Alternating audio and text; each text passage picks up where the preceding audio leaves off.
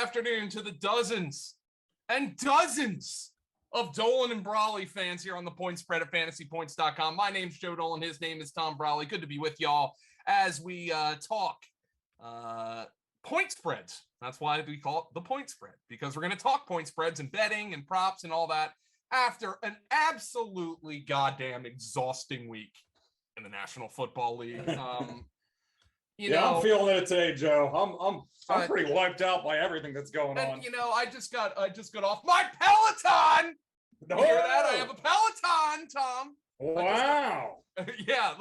But I just got off the bike, and then I get off the bike, and it's like, oh, AJ Brown, yeah, he's questionable out of fucking nowhere, and Deebo Samuel's questionable out of nowhere, and I'm sick and tired of it. All right, Tom, let's get into it. Let's get into the point spreads. And then I'll do a little bit of a news run after the show. Tom, Atlanta travels to New Orleans. Atlanta is a 6-point underdog to Simeon. Over under 41.5. Simeon starts for the New Orleans Saints. And Tom, Nick Underhill, who covers the Saints, he had this pretty early in the week. I think you saw I put it in Slack. Yeah. He's plugged in. He said, if it was me, and I wonder if he was like a wink nod type of thing like there. If it was me, I would start Simeon and increase the role of Taysom Hill as the gadget. And it seems that's exactly what the Saints are going to do. Yeah, but he also, if you start Trevor Siemian, that increases the chances that Trevor Siemian turns back into Trevor Siemian. So still an interesting decision. You thought like the way they treated him all offseason, even last year, whenever he got the surprise 4 starts, that he was kind of their guy. But I guess they really want to keep him in that role. And I have to also wonder if it was a 3 or 4 week layoff with a concussion. Maybe they don't want to throw him out there for 60 snaps right away. Maybe they want to kind of ease him back in, give him a smaller role. I'm sure he'll have something to do in that matchup, but he's just back to being a bench stash, I guess, for the time being. Taysom Hill. It had gotten up to 6.5 this week. It came back down a little bit here today with the Simeon news. It's down to 6. Still sitting on a key number there, so not much movement, but that just tells you all you need to know about the Falcons offense right now without Calvin Ridley. I saw they put him on the reserved list, so that's going to put him out for at least 3 more weeks here. Who knows if we see him again this season. But how about this? This total more than anything stood out to me. We're so used to seeing the Falcons and Saints play in games that are totaled at like 56 points, and the state of both of these offenses right now, the total's sitting at 41.5. And I only can really look at the under here. I mean, we know the Saints aren't going to be very prolific offensively. And the first look at that, the Falcons offense last week without Calvin Ridley, it was not very promising here. Tom, I'm actually looking historically. Okay. Yes. I'm going back here. December 6th, last year, their 2 games, 46, 49.5. Yes, that's actually lower than I thought. 2019, 48, 51.5. November 22nd, 2018, 61 was the total. I can't remember that game. I think it went way under. It was 31-17, yeah. Yeah, that was a Thanksgiving night game. I remember that, and everybody was just expecting fireworks, and it was actually like kind of a low-scoring game. Yeah. And it was that Thursday night game in that scenario. That's because in the earlier meeting in 2018, the total was 54, and they put up 80 combined points. Yeah. So, Tom, we're a long way from that. This is the first one under 45 points since at least 2016, and I'm going to guess way before that. Yeah, because you just think about Ryan younger Matt Ryan and Drew Brees back whenever he could throw the ball. So. They're 61.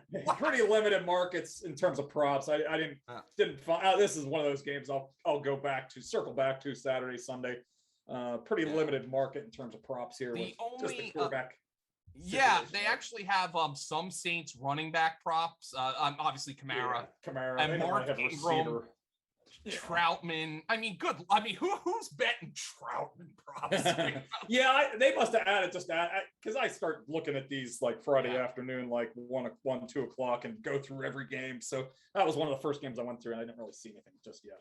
Yeah. All right, let's go to Denver and Dallas. Denver 10-point favorite. Dallas -10, obviously. I mean, Denver's a 10-point underdog. Dallas is a 10-point favorite.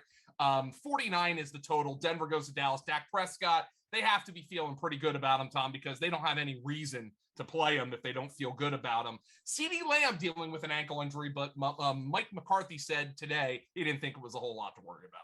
Okay, that's good news. I think Tyron Smith is kind of expected to miss. That's kind of a big absence there on the left side of the offensive line. I ended up giving this out for a best bet. The Broncos getting 10 points here. This is pretty inflated line. I think I think it should be sitting probably like 7.5, 8 points. I think Denver's. Jerry Jeudy, I'm expecting a little bit more from. Teddy's actually been pretty good in like garbage time situations. So, if they're down 14 points or something in the fourth quarter, I think that's a spot where they can come back and get inside the number. So, kind of like that, getting the double digits there, even if it's like 9.5, I prefer it at 10, but I think that's a pretty, we're at the point here. Dallas has covered every game here. We're getting the tax on them. Even that, that Dallas New England game a few weeks ago where they ended up getting the miraculous cover.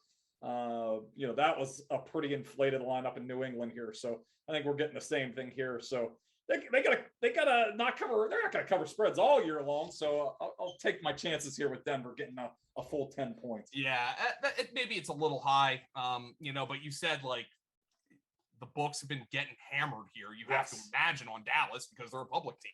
So, and people have been betting, they're, America's team there. People have been betting on the Cowboys all year. So they've treated, everybody right so far this year. So they're going to have, you have that tax in there too, because people are going to want to bet them here. So, maybe you don't even want to get down on it. Just, maybe it gets up to 10.5, 11 points with the late money on Sunday there. So, but I would make sure I get something in the double digits here if I'm betting Denver. So. Yeah, and no Von Miller obviously is also probably going to move the line a little bit here, and just like obviously that's the situation going on with Denver. Any props you liked in this one, Tom?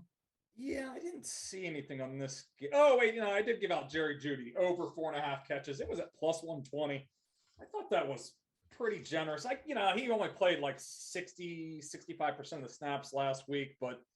I think that was kind of planned, ease him into it here. I think he should be feeling much better. No signs of setbacks, didn't miss practice time this week. So I would expect him to see more snaps. And we know I don't know if they've officially ruled out Noah Fant, but he's a real long shot to play here. He needs to get 2 negative tests here in the next 48 hours to be able to play. So, you take an extra body out of the middle of the field here. Cortland Sutton, I was actually considering his 4.5 catches at a plus price as well.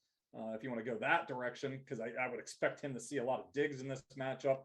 So, just a bunch of different factors adding up to, I think Jerry Jeudy's going to be, a little bit more active this week in the middle of the field. This is, we did do the live stream on Sunday there, Joe, and we were getting a lot of Jeudy questions. We were trying to, pump the brakes a little bit. We did a decent job, like just tempering expectations a little, but I'm just glad he got through the game, Tom. And he gave you a few catches if you started him. So I mean, but he caught all 4 of his targets. And this is also the scenario we're playing out with this game. 10-point underdogs, expecting Teddy to have to throw it a bunch late, maybe.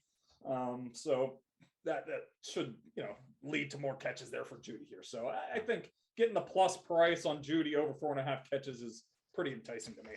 Yeah. All right, let's go to the next game, which is New England and Carolina. Carolina +4. I would expect New England's line to go up if Sam Darnold is actually ruled that he can start. Maybe it'll get to 6 or 7. Yeah, that's the funny thing about this. Like this, I mean, it's been pretty known all week here that Darnold's not going to play, and this line has basically stayed right at 3.5. It finally ticked up here a little bit to 4. I guess it's just going to settle in this spot. It's probably a little bit of market sport here with the Patriots here. coming off the Chargers win. And but yeah, I think this line's pretty appropriate here, sitting at 3.5, 4. I gave out New England for the the ATS picks, but don't really feel too strongly about it. I guess the big injury, I guess, to follow this weekend is McCaffrey. I mean, Right. I think that could drive the line back down because obviously this offense hasn't been, He a is lot a of it line has moving running back. Yes. yeah,